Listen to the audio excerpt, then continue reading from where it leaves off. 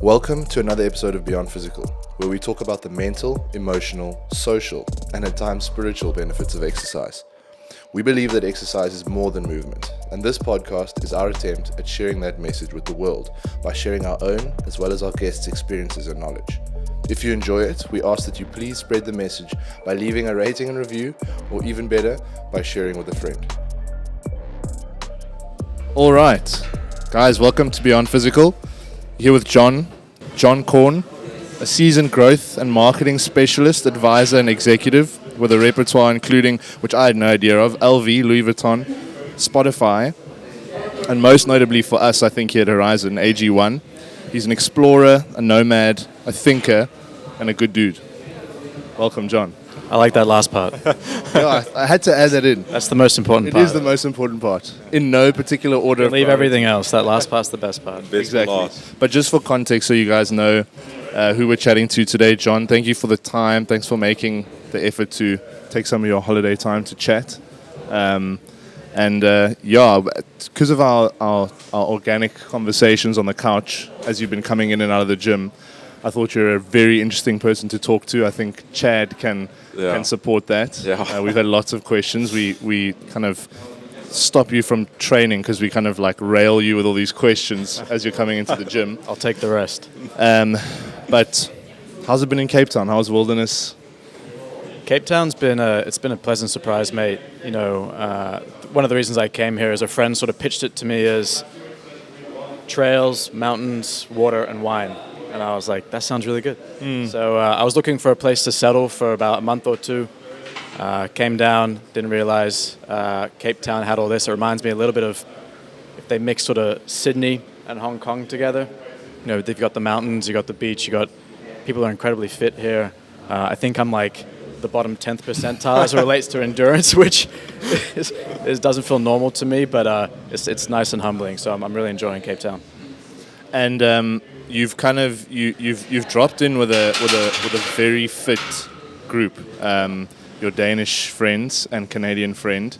How's the training schedule been with those guys? Because you guys go hard. Whenever I come in here, it's like things flying around all over the place, sprints on the treadmill.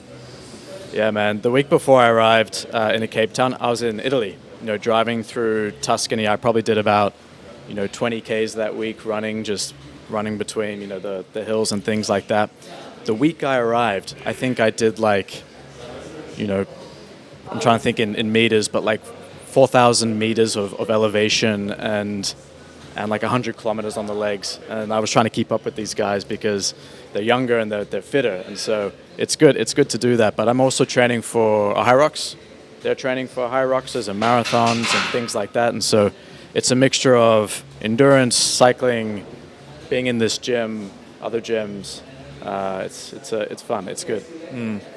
And it's something I think, aside from the training, what I found really interesting about you, other than how kind of considered all your answers are, which is always so refreshing in conversations. You don't like kind of shoot at the hip. You like think before you answer questions, which is really, really cool.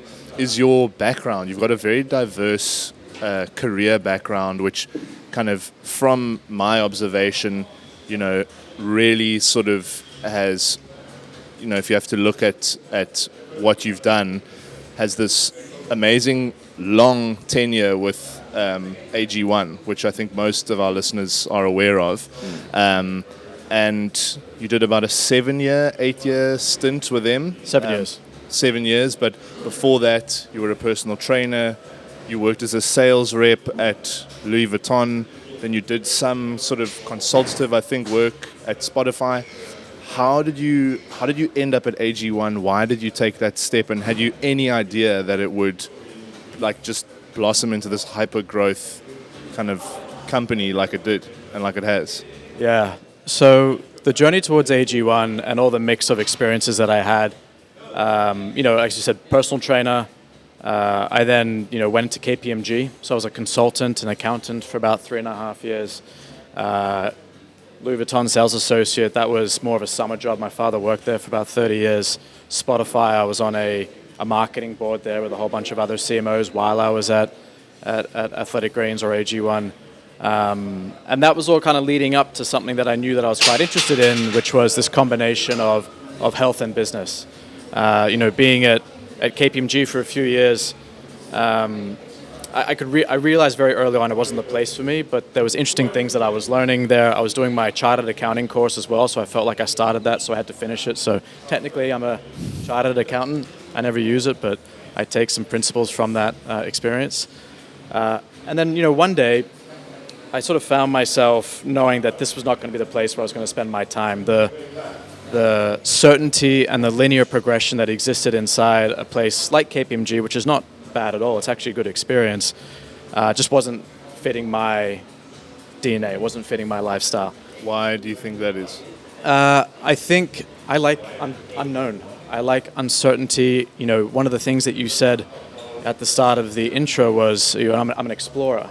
I remember the books that I would pick up when I was really young were like Shackleton and like these world explorers, and so I've always been interested in, what's beyond what I know. Right now I'm currently on a very long sabbatical. I don't know how long it's going to last. And, the common question I get is, oh, so you must know what you're going to do next, or what are you going to do next? And I think they're either really disappointed or amazed that I say, I don't know. I'm in this period of I don't know, and I've got to be okay with that. That's a tough period to be in. But I remember I was in the office of one of the partners at KPMG, and he was like, mate, you're moving for like the third or fourth time within the company after 6 months. If you stay in one division, you can do really well. Let me paint the picture of becoming a partner. And it's a great path for many people, and he painted it for me. It was like, you get this, you get a car, a family, you're here, millions of dollars in salary, or $1 million per year, the respect, and I was like, I just don't really care about that stuff. It feels like a machine to me. I felt like too much of an individual, which is something I attached myself to when I was growing up. And little did he know that his like motivational speech was like I'm gonna quit speech. Yeah. The nail in the coffin of like. Yeah. Like I was like, really cool, mate. That's exactly what I don't want. That sounds awful. Yeah, because for me that created a ceiling. It created a cap of what was possible, and I liked the uncapped. I didn't know. This comes down to like. Goal setting for me as well. I don't necessarily set very specific goals unless I know it's very clear what the next step is going to be. Because if I set a goal, I sort of say to myself, well, it could be more. And I get into that little like tension in my arguments with myself. But coming back to your question, I really wanted to start a health business. That was what I really wanted to do. I listened to Tim Ferriss, and he basically convinced me to quit my job and live a 4-hour work week. I knew that wasn't possible because I worked too hard. But it was a fitness business. It was an app. I didn't see anything on the market during that time. I really wanted to help people access their potential. I noticed that a lot of people felt anxious about going to the gym or intimidated because of the types of people that went there, and so they didn't go. So they didn't really step into, any type of resistance training whatsoever, or even exercise. And so I had an app idea. I wanted to do it. My personal training background helped. It was blending this idea of like, okay, how can I scale something that I really enjoy to a lot of people? And so I quit my job. I said to my girlfriend at the time, I want to go build this thing in the US. It feels like the best place to grow something. And I really wanted a change in lifestyle, get out of Sydney. And so we went to New York. And I'm in New York.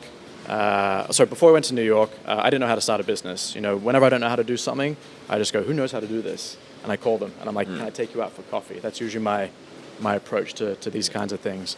And so a friend's older brother, he was an entrepreneur. I only remember because of the books that he was reading when we were on vacation and things like that when I was young. And so I messaged him, and I was like, hey, mate, I'd love to take you out for coffee. I want to start a business. I have no idea how. Can I do that? And so we went, met on the beach in Sydney. He had an apartment on the beach, so it was just a short walk from his place. We sat down, and I said, where have you been for the last couple of years? I haven't seen you for a while. And he goes, I was in Colombia. And this was 2016. And I said, Colombia? He's like, yeah. I was like, Narcos Colombia? Yeah. He's like, yeah. I was like, okay. What were you doing there? And he goes, well, I went to help this business grow. I did a bit of a turnaround job at the same time, and the founder liked what I did, so he promoted me to managing director, and now I really run the day-to-day of this business. And I was like, okay, what's the business? And he goes, it's in supplements. And I was obviously very curious in the health space. I've been taking supplements for a number of years. And he said, it's called Athletic Greens. And I had no idea what it was until he said, Tim Ferriss wrote about it in his 4-Hour Body. Hadn't read the book, but I knew who Tim Ferriss was. And so I asked him this question, which I felt like was a general question, where's your office? Is it in the city of Sydney? And he goes, no, I work from my house. Yeah. I was like, your house on the beach? He's like, yeah. I said, well, does the team then come to your house? Because your house wasn't massive. How big is the team? And he goes, no, I'm the only one in Australia. The rest of the team is around the world. There's people here. And we're talking Europe, UK, North America, South America. And I said, let me get this straight. You run a online health business promoted by someone quite credible, global, from your house on the beach. It's like, yep, that's what I want to do for my business. And so he gave me a couple of books, log into a digital marketing course. I'd never done marketing before. And I moved to New York early 2017. I was working at a cafe, as a waiter, sometimes cameoing as a barista. I loved it, talking to people, getting paid about $7 an hour in the US, and so you're trying to upsell as many avocados as possible to get the tips. What goes really well with those waffles? Avocado. And so, I was doing that. I was playing with my idea, and I was doing some sort of free consulting or helping out an apparel brand in the US sort of grow on their eastern seaboard. It's called 2XU or 2XU. You've probably seen compression gear, but I love the gear, and so I was like, can I help out? And so I helped out for a little bit, getting into the running crews, the studios, fitness studios there, Barry's, things like that. And about 5 months into being there, my visa was only 1 year, and my girlfriend at the time, her visa was 2 years, and we had this conversation, which was her asking me to get a job so I could have a 2-year visa in the US. And I said, and then she's like, you can go back to building this, once we've done our stint in the US. And I was like, okay. And so, I started trying to get a job with 2XU or 2XU. They weren't really hiring. But in that same week, that guy from the beach reached out and he said, hey, mate, we'd love some help growing this business. I've done a bit of a restructure. Would you be interested in online health business? And I said, hey, send me the product. I have to love it. I have to try it. And if you can sponsor me, I'd consider a conversation with whoever I need to speak to. And I spoke to the founder. I spoke to the another guy there who's been with the founder for quite a while. He's now the CFO at AG1, incredibly smart guy. And I just loved what they were talking about, the books that they were reading, and really, really intelligent questions. And I said, okay, yeah, I love the product. I like these guys. I think I can do this for 18 months, 2 years. And that was my plan. I was planning on going in for 12 to 18 months, grabbing what I needed to learn, and then going out and restarting my thing. That didn't happen. I ended up staying there for about 7 years. Sure. It must have been quite a special culture to have someone who's kind of as, for lack of a better term, free-spirited and nomadic and explorative as you. For that culture to kind of take you in and make you feel like you want to be there for that long. Because I think I can relate to you in a lot of ways around wanting novelty or wanting the unknown and the uncertainty. That's definitely why I've taken the entrepreneurial path. Is I tried a bit of conventional work and it didn't really scratch any itches for me. It made me feel a little bit down, to be honest. I felt a bit stymied and whatnot. But I think there are cultures that exist within businesses where you don't feel that, and you feel very creatively free, and you feel very kind of empowered to, when you suggest something, they're going to consider it and be like, that's a good idea, let's do that. And then, so what was it about that culture that kind of had you so engaged? So a couple things. There's a couple things there. So one of the things that had me so engaged was the fact that it was remote. I think a remote culture is not for everyone. Some people really do like organized structure that's organized for them. I like organizing my own structure. Yeah. And so when I found myself going into KPMG, into the same office, into the same thing, it was just like, I feel like a bunch of sardines walking into this, and so I felt like I was an owner in what I was doing every day. I'd set my timetable. It was a results-driven business. That was key. It was all about results and getting these things done. And so that matched me. I'm typically very introverted in the morning, so it's a surprise I'm talking to you guys before 10 a.m. And my extroversion comes out throughout the day. And so I got to organize my day in a way where I didn't have to be somewhere at 8 a.m. or 9 a.m. I could build into my day, do my focus work in the morning, get on calls later in the day, and then take partnership calls later and later in person or on the phone or Skype back then. There was no Zoom.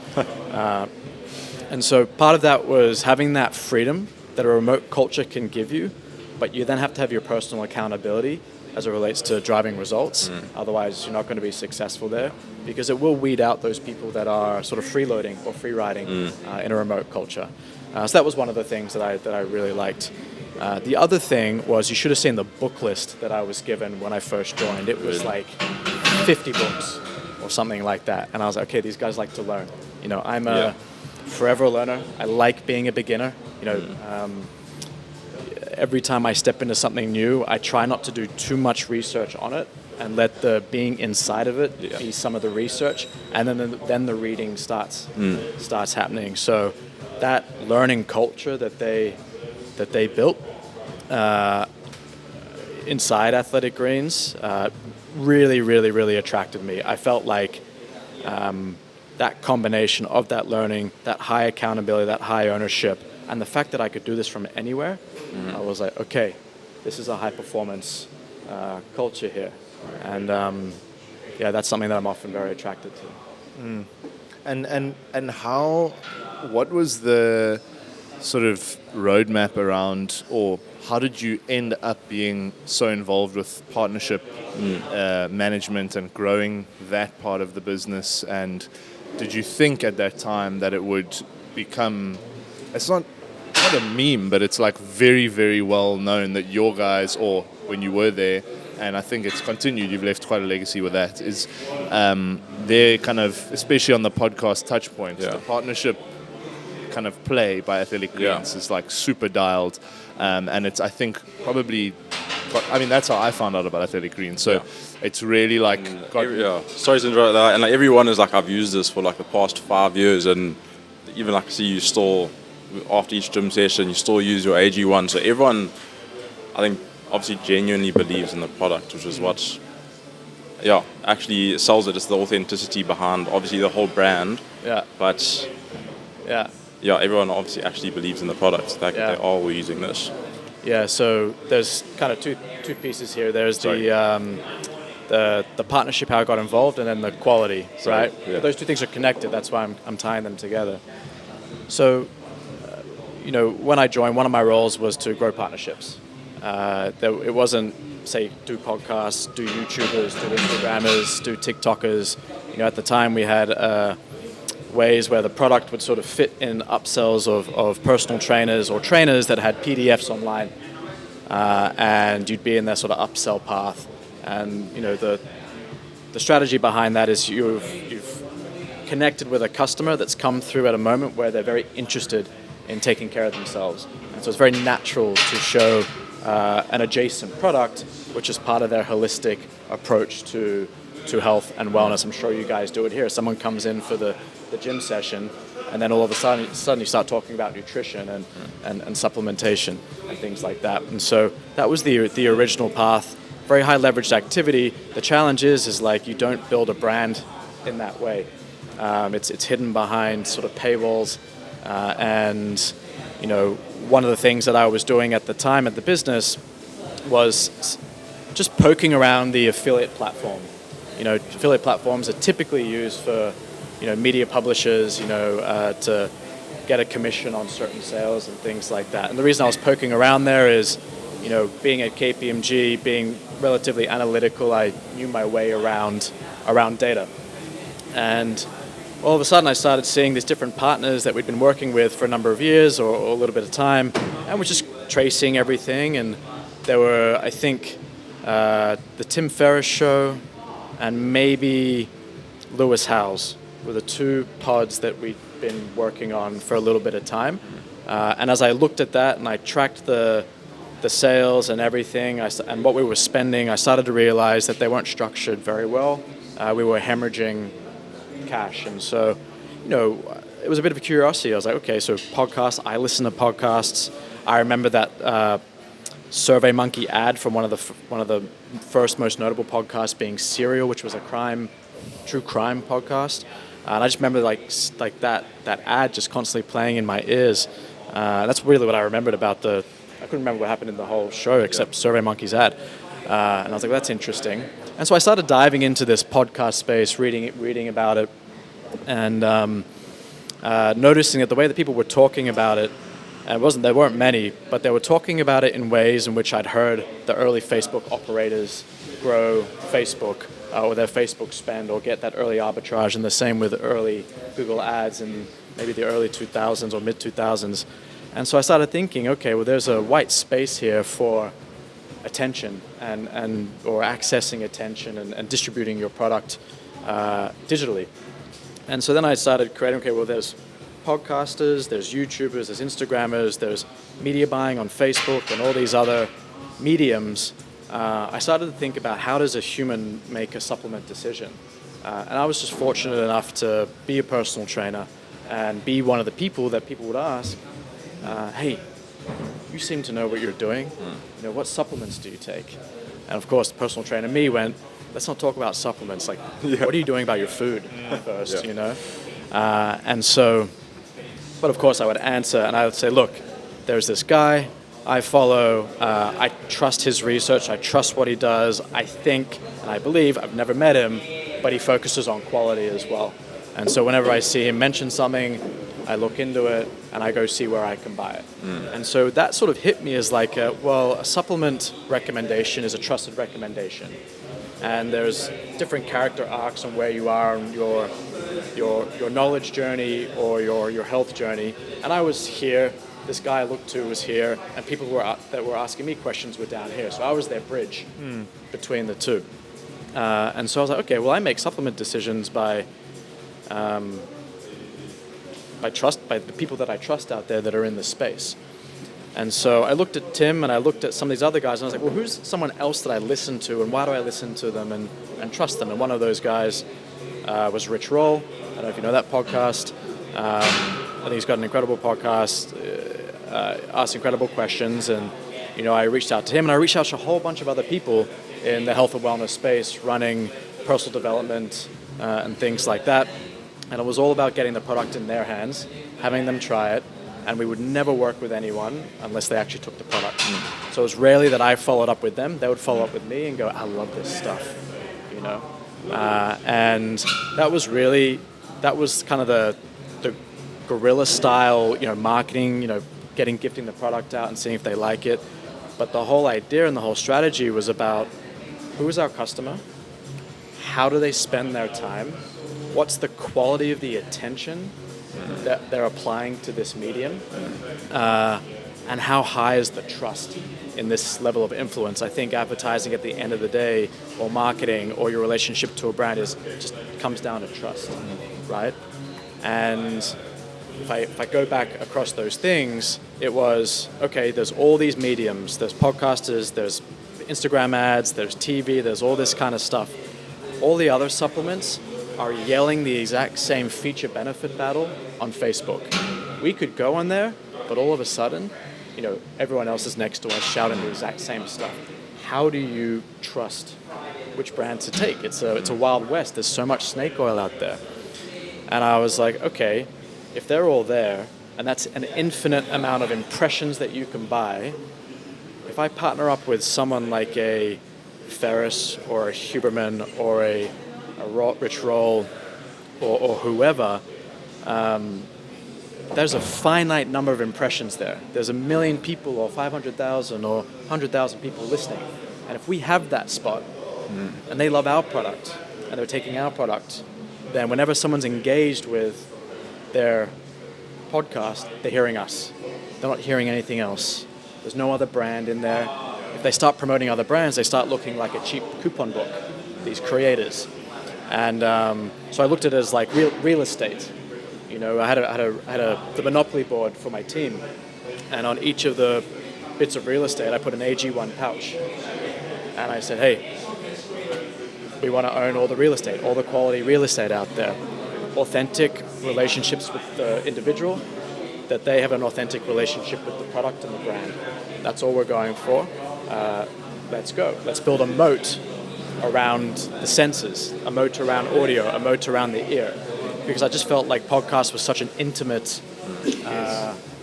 Yeah, I mean, we're doing one now, but it's such an intimate platform. You spend so many hours with someone. On Instagram, you're kind of flicking through humans. On YouTube, you spend a little bit more time. But with podcasts, you just sort of locked into the conversation, and you have this trust with someone that you've never met. And so it was quality from a platform perspective. And then we were always looking for quality humans to partner up with that made, discerning decisions around their health and the things that they took. Not everyone's perfect, but everyone wants to be a little bit healthier. And we had a quality product. I knew we did. I couldn't work for a company where there was no quality product. It's just not in my DNA. And once I knew that podcast was the area that I wanted to invest time, and one of the things I learned at AG was about focus and where you apply your energy. Where focus goes, energy flows. I saw the opportunity. I wrote down on a piece of paper, #1 audio brand in the world, and then pushed everything else aside, and we went at it. And it was just, repetitions. As you get deeper and deeper into, say, something, you start finding different nuances where you can create even more arbitrage or even more leverage in the activities that you're doing. Another example would be, I noticed that a bunch of our sales from an American podcaster were coming from the UK or Europe, and all of a sudden businesses were popping up around the globe from a US media spend. The only way that you could do that on Meta is if you actually geo-locked yourself into the UK and all these other platforms. So highly leveraged media buy. And this was different to Instagram influencers and YouTubers, which tend to be a little bit more localized than podcasters. And so, it was just understanding that. We built that. And then once I felt like we had sort of compounding momentum in that space, I was like, all right, it's time to hit YouTube. All right, it's time to hit Instagrammers, TikTok, Twitch. Let's scale newsletters, hiring team members, relationship managers, and things like that. That's really interesting. I like the focused approach. It's maybe something we'll borrow is to really kind of knuckle down onto one channel and grow that in your authentic way, whichever channel it might be that resonates with what you're trying to do. Usually, one of the best ways, the mental framework that I used for that was I took someone's day, right? We have 24 hours in our day. I took away 8 hours. Hopefully everyone's sleeping like 8 hours, right? Okay, so 8 hours. Then maybe you're working for 8 hours, hopefully. I don't know, maybe doing more, maybe doing 4. And then all of a sudden you've got 8 hours left. And I started thinking about like, where does our customers spend their 8 hours? And I was a core target customer. So I was like, where do I spend my 8 hours? There's got to be about 1 million people like me around the world. That was my initial goal, was like in front of 1 million people, get AG1 in 1 million hands. And I was like, okay, so I spend maybe an hour or two, on podcasts. I go to the gym for an hour or two. I'm, being social with mates for an hour or two. I'm cooking. I just started thinking, I'm probably scrolling on Instagram for like 30 minutes. And I just started thinking about, okay, if these are pockets of time that I spend, I kind of then separate it into attention economy and experience economy. I think of the gym as an experience economy. I'm going in to experience something, do work. I think of anything in media to be an attention economy. I then looked at experience economy and attention economy, and I was like, experience economies are hard. It's not high leveraged activity. It's a lot of work to get something off the ground and going. media, you can put dollars in and dollars come back pretty quickly. So I shifted my focus there. And then I started doing that sort of hierarchy around platforms that I described before and looking for the highest leverage activity.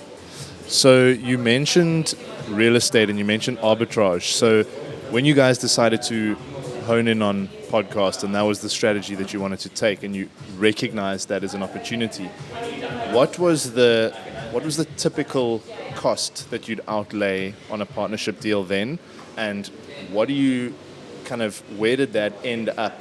Obviously you'd have to renegotiate things, but what was the kind of curve in terms of how that cost changed? Because obviously with real estate, if it's a relatively uninhabited area, you can get in at a nice low price, you build your beautiful house there, other people come and start building their houses, your house is now a lot more expensive. What does that kind of picture look like in terms of podcast? Yeah, as you can tell, I like taking different elements from different industries and pulling it together to build a perspective on how to do something. It's not just like one way of doing it. But, early on, I don't think I really had a budget. I maybe had a very, very, very small budget. And with that, I would kind of go, what is the most obvious place where our customers are, and how can I do that at a very low cost? And that didn't mean I was partnering up with Joe Rogan on day one. It meant much smaller people. Yeah. And the benefit of having a brand with really good customer base, really good retention is I had lifetime value numbers that I could leverage, and I could understand what the cost it was to acquire that customer, and I would look at that LTV to CAC ratio is what they call it, to understand how much I could potentially invest in a show or in a creator if it wasn't just podcasts. And I'm looking at different metrics like CPM, click-through rates, conversion rates, customer acquisition costs, and it becomes a math equation at that point. And so I'm doing a little bit of investment, getting the returns, and assessing okay, can I go again? Or should I hold? Or should I drop? I kind of started to realize it was a bit like value investing, because you've got to invest in 10, hoping that 2 hit, and those 2 fund your next 10. It's tough because you're going to lose money on a lot. And I think a lot of people go into podcasts thinking they're going to get the same unit economics or the same response that they get from Meta. Meta, you can put money in, you get a reaction from it very, very quickly. With something like a creator, you got to hold. You got to have a stomach for it. You got to invest, and you got to see what the tail is like as people start listening to that episode, or watching that YouTube video, or getting associated with your product through that influencer on Instagram. And yes, we got in early, so the cost per 1,000 impressions, the CPM, were a lot lower. And over time, they obviously increased. But by then, we had a network of creators around the world. And we had a lot of data that we could go off. And so we knew what we could spend on these individuals. And we were always typically fair with price, actually always fair with price. We were happy to pay people a fair value, because if we didn't, it leaves a bad taste in their mouth, and if they weren't getting paid, then they don't have the time to do the thing that they love, which is create content or value for their audience, and then their audience doesn't receive the value from them. I think one of the toughest things for these creators, no matter what platform you're on, is they're typically a sole trader. They're a solo entrepreneur. They're a media company. They're doing everything by themselves: sales, marketing, ops, finance, accounting. I wanted to take a lot of their decisions out of their head, so we didn't have to cancel a show with them or cancel a spot. And so I'd work with them, be very transparent on the data that I'd show, and I'd go, hey, this is how things are going. We won't be able to afford this if we keep going at this rate. Can we talk about what this could look like to build a much longer term relationship? And a lot of my counterparts in the space, other growth operators that were buying these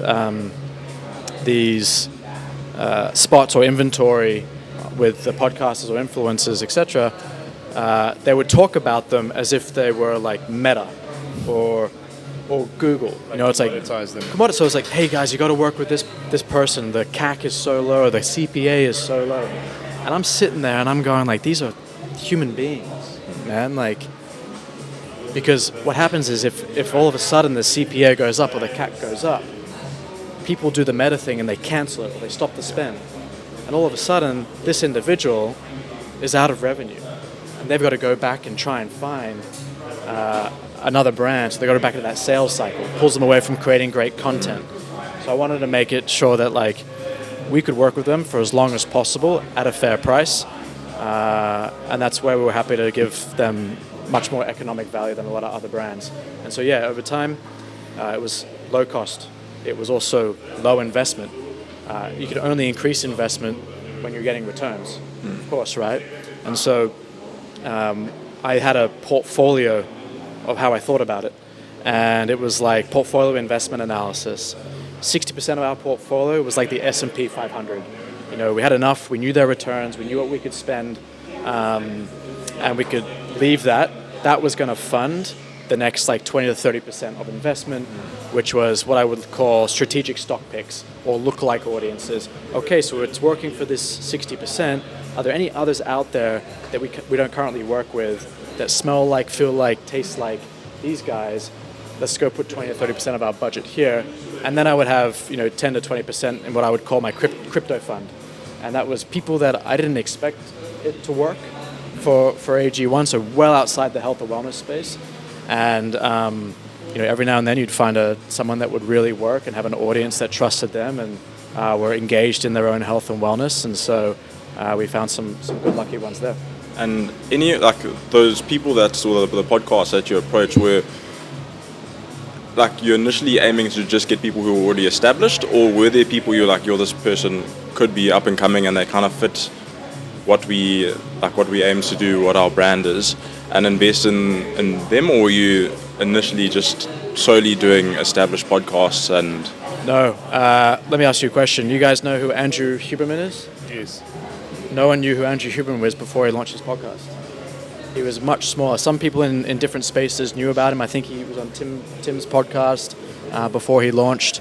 But he had 0 downloads before he started his podcast. And so when he started, it was smaller, but he's obviously such an amazing communicator in the health and wellness space, or the science first into general population speak, that he was able to grow and grow and grow, and we grew with him. And it was a great relationship. So no, there was a lot of podcasters that we worked with that were very small, that have grown, and it's a crazy bet. That is crazy, that is unbelievable. But how did you think that? Did you just kind of do some research, or someone did some research into this is what he talks about? There could be a parallel. Yes. Or how did you? So Andrew had been a customer for since 2012 or 13. So for a number of years. He launched his pod in January of 2021. And my team brought it to me because he reached out to us. And he said, hey, I'm going to launch a podcast. I'd love to work with you guys. And so I had to go, who is Andrew Huberman? That's crazy. And so I saw he was, maybe he did a TED Talk, I can't remember. I remember watching him on a YouTube video, and then maybe listening to him on a podcast, and I was like, oh, I like this guy's voice. It's so calm. That's great for podcasting. And I was like, okay, he's talking about, he's square in the health and wellness industry. He's also known by some of the highly credible guys already. I think this guy's got legs, and it's kind of, we're lucky, he's lucky. It was a great relationship. Well, I'm sure it is still a great relationship as I'm not there. Mm. Yeah. And I'm going to use this to pivot into another note that I made, which is you have a philosophy which is quite front of mind for you now, and I don't know how long you've been connected with that, but the way you approached things at AG1 sounds a little bit similar. But can you share a little bit about your relationship to, I don't want to mess it up, think macro, act micro, or move micro? Yeah, I forget that sits on my bio and Instagram. I think that's been there since 2017, maybe even before I joined AG1. But the think macro is think big. Like, just think as big as possible. We tend to limit ourselves. Once I get to a limit, I'm like, is there something more different that I should be thinking about? Is there a different question that I should ask that makes me think a little bit bigger? You kind of then need to know when to kind of come off that big thinking so you can start moving. And actually doing. And start actioning it. Because we can get stuck too far up here. And we tend to fantasize, dream, visualize, which are all great, but if you spend too much time up here and you don't start moving, nothing happens. The problem with the movement from here to here is people try to make these decisions. They try to make the big decisions from day one. You've got to take the next small step, the next thing in front of me. What is that next thing that I could do that moves me to here without actually really knowing what here looks like? I always think the think macro is hazy, and it only starts becoming clearer and clearer as you start taking those micro steps, that next rung on the ladder, or that next action that you could take that goes that way, and all of a sudden this comes clearer. And it might actually look different to what you first thought it was going to be. And that's it. That is think macro, move micro. And why do you connect with that? Why do you feel the need to have this long-term kind of removal of the glass ceilings, kind of expansion mindset? Like, why is that there? Where did that come from? Why do you think it's healthy to have that? Yeah, that's a great question. Where I think it came from was I moved around a bit as a kid. I grew up in Australia and the US, and then back in Australia again. So my parents opened up the world to me when I was very, very young. It wasn't just Sydney, Australia. It was Sydney, Australia, New York, and then what was around New York, which was Canada, all the rest of the US and Europe. And so all of a sudden, my world increased. Okay, and then I remember very, very young being obsessed with these explorers, the Guinness World Book of Records, and all the best in whatever discipline they were doing. I think my favorite people were Pele, Michael Johnson, Michael Jordan. Everything was about them, and they were big thinkers. Ali, like these guys were role models for me. They don't know that, probably never going to meet them, but they were role models for me, and so they had big thoughts, big dreams, and I was a visualizer. I would, even from a very young age, I'd visualize the outcome of what potentially was possible. And what was tough for me when I was young, and still in my early 20s, even mid-20s, was I would get so attached to the what was possible that every time I didn't get there, I'd be overcritical on myself. As I've gotten older, slower in the way that I sort of think, and I've moved away from that criticism and going like, I can still have these big ideas, and if I don't get to them, that's okay. But I know that if I orient myself in that way, things will start coming into my aperture, my focus, and hopefully that brings a lot of joy. That's what I'm looking for right now, is where that joy matches that fire, and spending a lot of time there in the hope and in the pursuit of it being in that direction. Because I think if you're constantly looking down, that is okay if you're really focused on an activity that you need to do. But if you don't look up and see what's around, then you're going to forget a lot of things. You're going to miss a lot of opportunities, not connect with a couple of people. So for me, it's really about, I got a taste of that abundance, I guess, or that expansion when I was quite young. And over time, I've developed this detachment from that expansion to be like, I want to constantly head in that direction. But I don't need to, have this much friction trying to get there. I kind of need to orient myself in a way that I start flowing in that direction. There's another saying that's come up in my language, in my vernacular, which is be the target and not the arrow. The target attracts. The target never misses, because the arrow is always looking for the target, and the arrows, they're always aiming, and they'll miss sometimes. So if I can kind of take that target mentality, hopefully I'm moving in that direction. And it's almost you're creating energy that will maybe affirm whatever it is that you're trying to work towards, that'll then pull those experiences or those people or whatever it may be closer to you as opposed to like a pursuit of those things. Yeah. I'll give you a very silly story and example. Have you heard of the show Chef's Table? Yes. So there is a Great intro song. Yeah, there's a great intro song. The third episode, I think, is with a guy named Francis Malman. He's an Argentinian chef that cooks over fire. And this episode was down on this island in Patagonia that was like a cabin. And I watched it with my ex-girlfriend on the couch in New York in like 2017. And I was like, I'm going to go hike Patagonia one day, find that guy's island, knock on his door and see if he'll let me cook with him for like a week. And I think she said, you're an idiot. And I was like, yeah, I am. But sometimes I just like to think about these things. And so I had this book called You Know What Would Be Cool? Instead of a bucket list, it was you know what would be cool? I would just write it down. Because it come to my mind, you know what would be cool? Oh, doing this. So I put it in my book. And then I forgot about it. Completely forgot about it. We're going through the years, 7 years later, a couple times I mention it to people. I'm getting closer and closer daydreaming about like my own sanctuary where there's a tiny vineyard and an olive grove and outdoor seating. I'm telling people that Francis is going to design my outdoor barbecue. I'm just like making this stuff up in conversation, right? And all of a sudden, I'm about to go on sabbatical from Athletic Greens. And I'm on a run with a mate in London, actually the Canadian you mentioned, I think earlier in the podcast. And he's like, so what are you going to do in your time off? And I said, look, I think I'm going to hike Patagonia, try and find this guy's island, knock on his door and see if he'll let me cook with him for a week.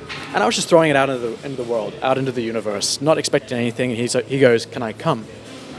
I said, sure, man. Yeah, it's not exclusive. Yeah, please join me. And I didn't really think anything of it. I was like, I'll come back to this, once I've completely stepped aside and I'm kind of in my time off. He sends me a text later that day going, hey, who's the guy that you mentioned? So I send him Francis's Instagram, and he does a little bit of research, and he sends me this link, and he goes, oh, is this the experience that you're going on? And I was like, no, it's not. But thank you for sending it to me, because on their website, they had this experience, which I thought was exactly what I wanted, and they had one spot left. And so I messaged the company on WhatsApp, and I said, hey, guys, do you still have this spot left? And they were like, we do. And I said, can I call you in 2 hours? So I jump on the phone, chat to Emma from the company. It's called Sartopia Travels. And I said, tell me about the experience. And she described the dream that I had. And I was like, I'm in. And she goes, what? She said, I'm in. I think it was the shortest sales cycle they've ever had in history. But basically, what it made me realize is like, if you have ideas, if you have things that you want, and you don't attach to them so much, but you start orienting your life in a way which you start heading in that direction, and you start talking to people about it. Just even lightly. It can be small chats here and there. Because what happens is, you've got your own world, and then you've got the network of other people that your world is, that's beyond your world, and all of a sudden, you're putting information in someone else's hand, and they go, oh, hey, I know someone that you should speak with. And all of a sudden, that snowball becomes bigger, it starts rolling downhill, and you start heading in that direction. Maybe you actually end up doing that thing, which I did, but unfortunately I was very, very sick, so I only had 15% of the food and everything. But you got to meet the guy. I got to meet the guy, an incredible human, really unique human being. I loved the experience. I could think of worse places to be sick in the gut, so yeah. That's incredible. I've also been trying to share that kind of insight around just speaking to things, and even if you don't have any expectation around it, if there's something that you are interested in or that kind of speaks to you, to just share that with the people around you, because it somehow sometimes ends up kind of falling in your laps, whether it's a week from now or 5 years from now, whatever it may be. Totally. I mean, I think you just have to do that. I've never done a vision board before, but I wrote on a Post-it note, and I had a couple of Post-it notes. One of them was, I will meet Tim Ferriss. And the reason I wrote that was I was like, I think we'd have an interesting conversation. That was it. So I just chucked it on there, 2016, and mid-2020, he and I are on a Zoom call, and he's asking me questions about the podcast industry. Yep. And I'm like, well, this is interesting. Yeah. But hey, wasn't expecting this to happen. But my life just started orienting, calibrating for me in that direction because I was pointed that way. I wasn't necessarily pointed at that flag because maybe when I got there, the flag was over here, but it was in the vicinity. And then I saw him one more time at the airport with his dog Molly, and we had a nice 30-minute conversation. I was like, okay, so take that post-it note off the got to write a new one up the there. virtual poster board that I had, and cool, that was it. That's incredible. Yeah. I want to ask a last thing Yeah. before Mark and I hit the weights, which is, so anyone looking to create a flexible, fulfilled, nomadic, explorative lifestyle like you have, whilst remaining connected to some sort of professional impact and creativity, what's the first step? How do you do that? Because people often look at those two things as mutually exclusive. You settle down, you create a career, you progress, you build, and then you enjoy your flexibility. But you've married the two, and you continue to lean into what fulfills you, which is the new, the different, the uncertain. How do we take that first step to creating that sort of life for ourselves? Yeah, I believe I mentioned this earlier in the podcast, but the very first step that I take when it comes to an area of unknown for me or I don't know is I reach out to someone that's done it or is doing it, and I ask them all the questions. I pound them with questions. I probably get a little bit annoying. And so what I would do is I would talk to someone that's doing it. Ask, what do you like about it? What don't you like about it? How long have you been doing it for? Does your company allow for it? Do you need to go find a company that does allow for it? Do you want to go and test it out for a little while to see what it's like? I think you've got to get that feedback from other people on a life that you potentially want to live, or you just go and do it and you see how you feel about it. Those are two different ways. I think a lot of people want to get the feedback first to see if it's something they'd step into, and very few people, I think, will just go and do it just to see what it's like. I sit here with a lot of this at the same time, so I'm kind of doing both at the same time, but it really would be talking to someone about it. I'm at a point now where I've been nomadic probably for 18 months. I've been remote working for 7 years. I'm not currently working at the moment. And I've been on the road for at least 6 months of the year for, at least since 2020. Yep. And so I'm naturally getting to a point now where I'm like, I kind of want to have that base. Because there's trade-offs in both. With all the movement, you live on the surface level or on the surface of culture, you live on the surface of your friendship groups. When you are somewhere for a longer period of time, you start creating depth in your relationship to places, to people, to what you do. Like, if you're someone that wants to build a software company or you want to play in software or AI or whatever, go to Silicon Valley. Go. And you know that is the thing that you want to spend the next however many years doing. It doesn't have to be a long time. Just go, because there's going to be the people there that are doing it. They're going to help you. You're going to be in the right environment. And you go and you sit yourself there. But if you're someone that wants constant variety and testing different places of the world and expand in that way, then you can do that too. You just got to realize what you're going to lose out on when you take option A, or what you're going to lose out on take option B. I like to think, ¿por qué no los dos? Why not have both? And so I'm always thinking through that lens, and then at some point you make a decision and you go. Awesome. Yeah. Well, we'll definitely see you around the gym. Thanks I'm about to work out too. Thanks for the recorded chat. And yeah, I hope you enjoyed listening to it. I certainly enjoyed the conversation. I wish we had more time, but yeah, we'll get a bunch more time off air. All right, guys. All right, thank you, guys. Thank you so much. Thanks, guys. That was sick. Thank you. My pleasure. Thank you so much for listening to the show, guys. We love answering specific questions. So if there's anything you want to know, leave a comment or reach out to us directly at HorizonZA on Instagram or email us at movement@horizongym.com. Until next time, I'm your host, Seb Prentice, and this is Beyond Physical.